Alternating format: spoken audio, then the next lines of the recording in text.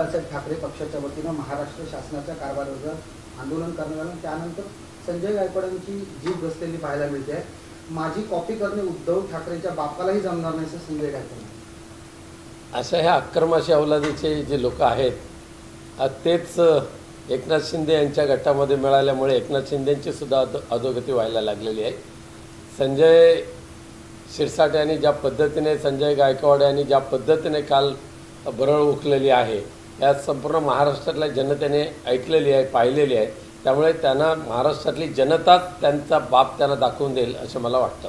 महाराष्ट्र सरकारने मागच्या 6 महिन्याच्या कालावधीत 7 शासन निर्णय पण रद्द केले। त्यामध्ये जर पाहायला गेला तर आरक्षण असेल, त्रिभाषा असेल आणि हिंदी यांचाही समावेश केलेला पाहायला मिळतो। कसं का? खरं म्हणजे महाराष्ट्राच्या मुळावर येणारे हे जे निर्णय आहेत ते मुख्यमंत्री महोदयांनी रद्द केले, त्याबद्दल मुख्यमंत्री महोदयांचे आम्ही मनापासून आभार मानतो। पण काही जणांना केवळ आणि केवळ स्वतःच्या स्वार्थासाठी सत्ता राबवायची आहे, त्यातलाच हा हिंदी सक्तीचा विषय आहे। आज सुद्धा दुसरा एक जो महत्त्वाचा विषय कोकणावर आलेला आहे। काही दिवसानंतर आणखी डिटेल्स मी त्यावर आपल्याशी चर्चा करणार आहे। कोकणातल्या 4 जिल्ह्यातील 699 गावामध्ये MSRDCचा कारभार लागू केलेला आहे त्यांनी, आणि ज्या ज्या ठिकाणी परप्रांतीय भूमाफियांनी जागा घेतलेल्या आहेत ते सगळे गाव ह्या 699 गावामध्ये अंतर्भूत होतात। आणि त्याच ठिकाणी ग्रामपंचायती ज्या होत्या त्या ग्रामपंचायतीचा कारभार बरखास्त करून MSRDCकडे ते गाव दिले गेलेले आहेत। या पाठीमागचा उद्देश काय ह्याचं स्पष्टीकरण अद्यापही झालेलं नाही। हा कोकणाच्या मुळावर येणारा हा जो शासन निर्णय हा सुद्धा रद्द करण्यासाठी आम्ही मुख्यमंत्री महोदयांना भेटणार आणि कोकणवासियांची व्यथा मांडणार। दुर्दैवाने कोकणातले पालकमंत्री झोपी गेले, आमदार झोपी गेले, खासदारांना त्याचा पत्ता लागलेला नाही। त्यामुळे स्वतःच्या मस्तीमध्ये हे सगळे राहत आहेत आणि कोकण भरडला जातोय, कोकण उद्ध्वस्त होतोय। सिंधुदुर्गातील जमिनी इतर जणांनी घेतल्या असं आपण म्हणतोय। नंतर आपला हा पण बोलल्याप्रमाणे निर्णय आहे। बावनकुळे महसूल मंत्री हे सिंधुदुर्ग जिल्ह्याचे दौरे आहेत, त्यांनी काल सावंतवाडीच्या काही जमिनींची पाहणी केली आहे, काय सांगा? नाही, नेमकं त्यांनी कोणती जमीन पाहिली मला माहिती नाही, परंतु दिल्लीपासून ते नागपूरपर्यंतच्या बऱ्याच जणांचा डोळा कोकणातल्या सुपीक आणि निसर्ग सौंदर्य जमिनीवर आहे आणि ते शासकीय दौऱ्याच्या माध्यमातून जमीन बळकावचं काम करतायत का हा सुद्धा एक संशोधनाचा विषय आहे। साहेब, उद्या ठाकरे सेनेकडून कुडाळमध्ये एक रास्ता रोको केला जात आहे। त्या रास्ता रोकोकडून तुम्ही नेमकं कशा प्रकारे बघता? कारण अपुऱ्या कामासाठी हा रास्ता रोको केला जातो, पण किती सिंधुदुर्गामध्ये अपुरं काम राहिले जातात?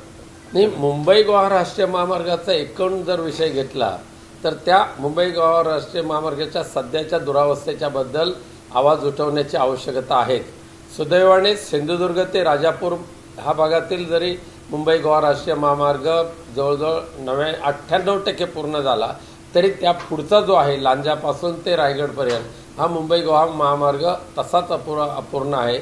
मागच्या 2 दिवसापूर्वी प्रसिद्ध झालेल्या बातमीमधून जवळजवळ 250च्या आसपास कोकणवासियांचे बळी ह्या मुंबई गोवा राष्ट्रीय महामार्गाच्या अपुऱ्या कामामुळे गेलेले आहेत आणि त्यामुळे त्या मार्गाच्या अनुषंगाने जर एखादं आंदोलन होत असेल तर ते योग्यच आहे। भाई अपुरं काम म्हणताय, पण दुसरीकडे रेल्वेने रोरो सेवा सुरू केली आहे आणि त्याला देखील काहीसा मंद प्रतिसाद मिळतोय कार ऑन ट्रेन सेवेला। कोकण रेल्वेची गणेशोत्सवाच्या निमित्ताने सुरू करण्याची जी घोषणा झाली रोरो सर्वेची, हा मूर्खपणाचा निर्णय आहे, बेअक्कलीपणाचा निर्णय आहे।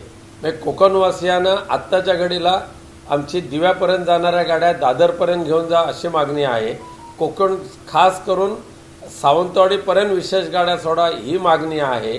त्याऐवजी त्यांनी रोरो सर्व्हिस करत असताना कोलाडला जायचं आणि इकडे म्हापशाला मडगावला जायचं अशा पद्धतीचे आग रामेश्वरी बम सोमेश्वरी अशा पद्धतीचं कोकण रेल्वेचं जे काही मॅनेजमेंटचं धोरण आहे हे मूर्खपणाचं आहे। नांदगावला देखील थांबा देण्यात आला आहे रोरो सेवेला।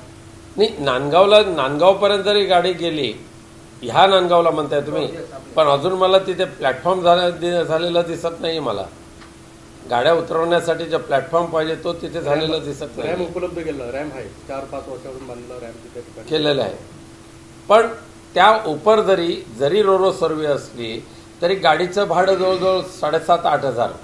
त्यानंतर त्या गाडीमध्ये 3च पॅसेंजर त्यांनी गृहीत धरलेले आहेत. त्या 3 पॅसेंजरचं 2 टायरचं भाडं हे वेगळं आहे. मग एक जर आमची कोकणातली गाडी सुटली तर कमीत कमी 5 ते 6 जण त्या गाडीतून येतात गावी गणपतीला, आणि ह्यांच्या नियमाप्रमाणे 3 जण येऊन कसं जमेल? आणि त्याचं सुद्धा भाडं वेगळं, गाडीचं भाडं वेगळं, पॅसेंजरची तिकीट वेगळी, त्याच्यावर GST वेगळं. म्हणजे मूर्खपणाचा निर्णय आहे. ते रोरो सर्व्हिस कोकणवासियांना नकोच.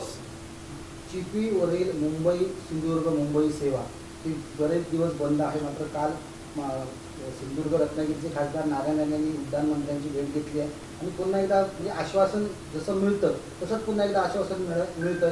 चाकरमानी आता अवघ्या काही दिवसात विमान सेवेची वाट पाहत आहे. नक्की कधीपर्यंत ही सेवा सुरू होईल? आपले काय प्रयत्न असतील काय? चिपी ते मुंबई ही विमान सेवा बंद होऊन आता 4 दिवसानंतर 24 ऑगस्टला बरोबर 1 वर्ष होणार आहे. ह्या 1 वर्षामध्ये ह्या निवडून आलेल्या खासदारांनी त्याकडे काही गांभीर्याने पाहिलं नाही, हा माझा आरोप आहे. आता केवळ तोंडाला पानं पुसण्यासाठी जी बातमी सोडली जाते, मी हवाई वाहतूक मंत्र्यांना भेटलो, मग वर्षभरात तुम्ही काय केलं त्याचा जाब देण्याची आवश्यकता आहे. परंतु गरज सर्व वैद्य मरो. आता कोकणवासी काय मेले काय, भरडले गेले काय, या खासदार नारायण राणे यांना काय त्याचं पडलेलं नाही आहे. पालकमंत्री म्हणजे 15 ऑगस्ट येत्या अवघ्या काही दिवसांवर येऊन घेतलेला आहे आणि 79वा आपण 15 स्वातंत्र्य करतोय, साजरं करणार आहोत. पाहायला गेलात तर 2 असे जिल्हे आहेत ज्या जिल्ह्यांना पालकमंत्री अद्याप नाही. एक रायगड आणि एक परभणी. आणि कालच उद्योग मंत्र्यांनी असं म्हटलं की त्या ठिकाणी शिंदे शिवसेनेचेच पालकमंत्री होते. पहिले पाहायला गेलात तर रायगडमध्ये तटकरे विरुद्ध गोगावले सुरू आहे, परभणीत भाजप विरुद्ध पण शिंदे शिवसेना सुरू आहे. एकंदरीत काय कसं पाहते या सगळ्यांनी? बघा, शिंदे गटाची आता वाताहत व्हायला सुरुवात झालेली आहे. भारतीय जनता पक्षाला आता शिंदे गटाची गरज राहिलेली नाही आहे. आणि त्यातल्या त्यात शिंदे गटाच्या मंत्र्यांनी ज्या पद्धतीने मागच्या काही महिन्यामध्ये वात्रट चाळे सुरू केलेले आहेत, हे लाजिरवाणं कृत्य सुरू केलेलं आहे, ते खऱ्या अर्थाने भारतीय जनता पक्षाच्या विचारसरणीला पोषक नाहीत. म्हणून ही नसती बॅच जी आपल्या पदरात घेतलेली आहे त्याला दूर करण्याचे प्रयत्न चाललेले आहेत. त्यामुळे रायगडमध्ये सुद्धा कोणत्याही परिस्थितीमध्ये भरत गोगावलेला पालकमंत्रीपद मिळेल असे मला अजिबात शंका नाही.